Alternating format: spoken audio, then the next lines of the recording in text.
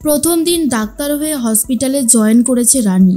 আর প্রথম দিনই দুর্জয়ের এই খবরটা শুনে রানী খুবই ভেঙে পড়ে। রানীকে শক্ত হতে হয়। রানীকে শালিনী বোঝাতে থাকে, এখন ভেঙে পড়ার সময় নয়, এখন আমরা সবাই মিলে স্যারের জন্য ঠাকুরের কাছে প্রার্থনা করব। শুক্লা খবরটা জানার পরেই ভীষণ কান্নাকাটি করতে থাকে আর বলে, আমি ভাবতেই পারছি না যে আমার জয়ের অ্যাক্সিডেন্ট হয়েছে। সকাল থেকেই কত আশা নিয়ে বসে আছি ছেলেটা বাড়িতে আসবে, এক্ষুনি হসপিটালে আমাকে নিয়ে চলো। রিতম, শুক্লা, তারপর রনক, বড় বৌদি সবাই মিলে চলে এসেছে হসপিটালে, কিন্তু এখনও জয়কে দেখতে পারেনি। এদিকে ডাক্তারবাবু ঠিক করেছে রানীকে নিয়েই অপারেশন থিয়েটারে যাবে। রানীর তো খুব নার্ভাস লাগতে থাকে।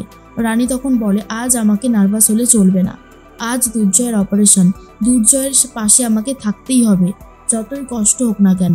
অন্যদিকে অনিশা খুব কান্নাকাটি করে আর বলে, আন্টি আমি না বারবার বলেছিলাম ড্রাইভারকে নিয়ে যেতে, আমার কোনো কথা শোনেনি, তুমি তো তোমার ছেলের জেদ জানোই, কি করব বলো।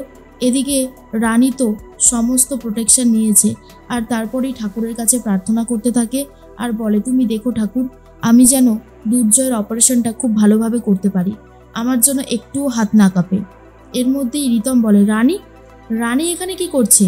তার মানে রানী আজকে এই হসপিটালে জয়েন করেছে।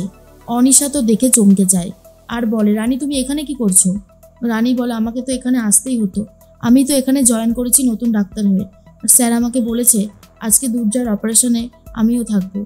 তখন বড় বৌদি শুনে বলে, এটা কিন্তু খুব ভুল সিদ্ধান্ত, যদি রানীর হাতটা কেঁপে ওঠে তখন কি হবে? তখন শুক্লা বলে, এসব কথা আর কেই বা বুঝবে বড় বৌমা, আমার ছেলেটার যদি আজ কিছু হয় না, আমি ওই মেয়েকে ছাড়বো না, ওই মেয়ের জন্যই তো আজ আমার ছেলের এই অবস্থা। রানী তো দুর্জয়ের অপারেশন করতে থাকে আর তখন ডাক্তারবাবু বলে, সত্যি তুমি যে নতুন জয়েন করেছো দেখে বোঝা যাচ্ছে না, তুমি খুব ভালো অপারেশন করছো। এর মধ্যে বাইরে শুক্লারা সবাই চিন্তা করতে থাকে, অপারেশন সাকসেসফুল হয়েছে, রানীও বাইরে বেরিয়ে আসে। তাহলে কি এরপর দুর্জয়কে ফিরে পেয়ে সমস্ত মান অভিমান ভুলে শুক্লা আবারও রানীকে নিয়ে সেনগুপ্ত বাড়িতে ফিরে যাবে?